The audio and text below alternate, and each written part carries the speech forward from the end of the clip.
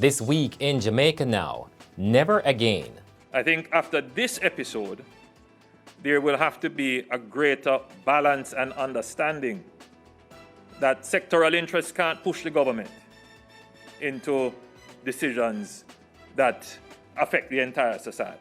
Prime Minister declares that the government will take a different turn in the management of COVID and announces more no-movement days. But did the government prepare for the third wave? Then, He asked me that when the bulk oxygen is going to come, when it's going to come. the Oxygen Spat, IGL says despite repeated requests, the Health Ministry did not provide forecast for the demand. The ministry says not true. Murders climb 10% as clear-up rate plunges. Remembering reggae legend Lee Scratch Perry. And Raheem Sterling dedicates his England goal to late socialite Steffi Gregg.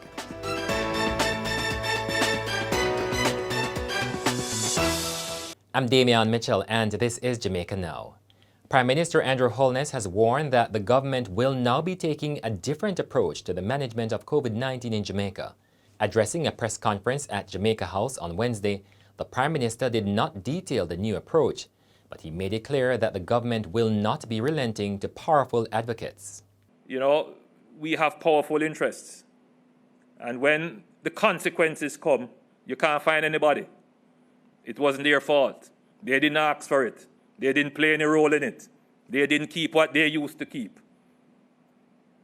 But their voice was very loud in asking for and demanding even, protesting even, for us to reopen the economy. The Prime Minister also conceded that mistakes have been made in response to the pandemic, but again provided no detail.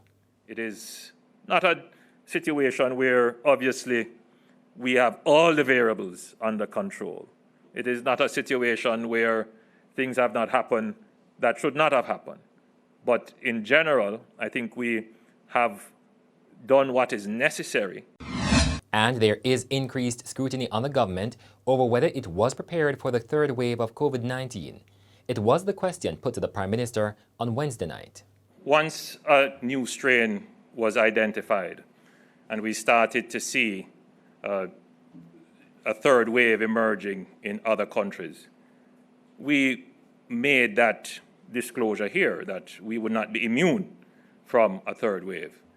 And when that understanding took place, the mobilizations would have started for beds. You would recall that in the peak of the last outbreak, our bed count was 600. I think we went up to as high as 650. I think you would see that our current bed count, help me out here, Pierce, is about 725. So we have been increasing our bed count, and we continue to increase our bed counts. But that was pretty much the figure announced by the Health Minister, Dr. Christopher Tufton, in May this year, 2 months before the onset of the third wave of COVID. Tufton, in making his contribution to the sectoral debate, said Jamaica had 723 hospital beds for coronavirus patients. Meanwhile, the Prime Minister said plans were advanced for the addition of 2 field hospitals, but noted that the recent weather system affected their construction.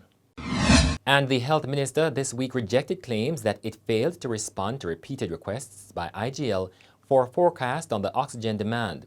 IGL is Jamaica's sole oxygen manufacturer. On the weekend, several hospitals ran low on oxygen, others were entirely out. The situation was eased on Monday when a shipment arrived at the port. There are reports that patients died as they begged for oxygen. Nurse Deidre Cunningham of the Savlamar Hospital is among them. She was eventually transferred to the Cornwall Regional Hospital. A senior doctor there said at one stage, medical staff had to be bagging her, meaning manually seeking to supply her with oxygen. In the meantime, Prime Minister Andrew Holness said the government is in discussions with Trinidad and Tobago to supply medical-grade oxygen as IGL has not been able to meet the local demand. The Prime Minister did not say when the discussions started or whether a deal was imminent. England forward Raheem Sterling this week dedicated his goal against hosts Hungary in a World Cup qualifying match to his late friend Jamaican socialite Steffi Gregg. Gregg, who had an autoimmune condition, died early this week from COVID-19 complications. She was in her 20s.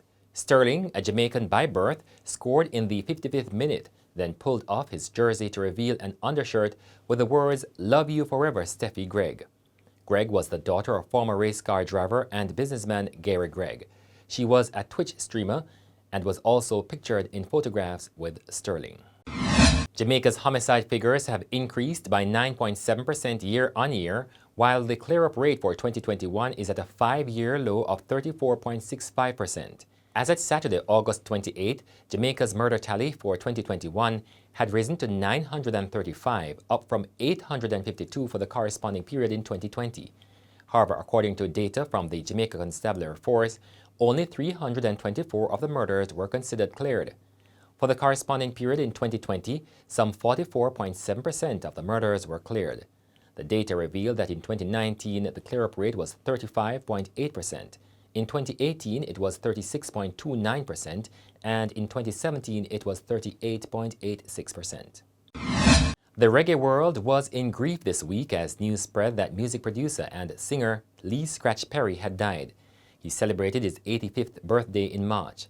The eccentric, world-renowned music producer and singer was noted for his innovative studio techniques and production style. Born Rainford Hugh Perry, the reggae legend had been conferred with the Order of Distinction. Prime Minister Andrew Holness paid tribute to Perry, citing his work with various artists, including Bob Marley and the Wailers, the Congos, Adrian Sherwood, and the Beastie Boys. A Jamaican woman who pleaded guilty to participating in a sham marriage scheme to obtain green cards for foreigners is headed to a U.S. prison. 37-year-old Jodian Stevenson, who lives in Connecticut, has been sentenced to 6 months in prison after pleading guilty. She will be deported after serving her sentence. Stevenson is currently on a $20,000 bail. According to a criminal complaint, between 2011 and 2017, Stevenson conspired with others to arrange a total of 28 bogus marriages between foreigners and U.S. citizens. The complaint said they typically paid between $17,000 and $20,000 for one marriage. One of the sham marriages was between Stevenson, also known as Jodian Gordon, and a U.S. citizen. And that's it for this edition of Jamaica Now, your weekly review of the big news stories. Send us your comments at onlinefeedback@gleanerjm.com. Follow us on Twitter and Instagram at Jamaica Gleaner and on Facebook at Gleaner Jamaica. Like this video on our YouTube page, subscribe today and turn on your notifications. I'm Damian Mitchell, and before we go, how Rayan Cunningham is hurting after the death of his wife, Deidre Cunningham, the Savlamar nurse who died from COVID-19. She was my world. She was very, she was a very jovial, a very respectful. She was everything that a person could ask for. The best person in the world, the whole entire world. To tell you the truth, I feel like a fish out of water. I feel like the whole system had failed. I think that if there was the high flow, the oxygen was there, I believe that it would give her a better fighting chance. I personally feel that the system failed miserably. The system failed me. It would have been better if she had gotten that until and there was nothing else. But to know that there was no bulk oxygen to run the high flow machine, and she had was to come off of it. I feel like the system had completely failed me, and I feel a sense of emptiness, a sense of hopelessness when she asks me that, baby, when the bulk oxygen is going to come, when it's going to come.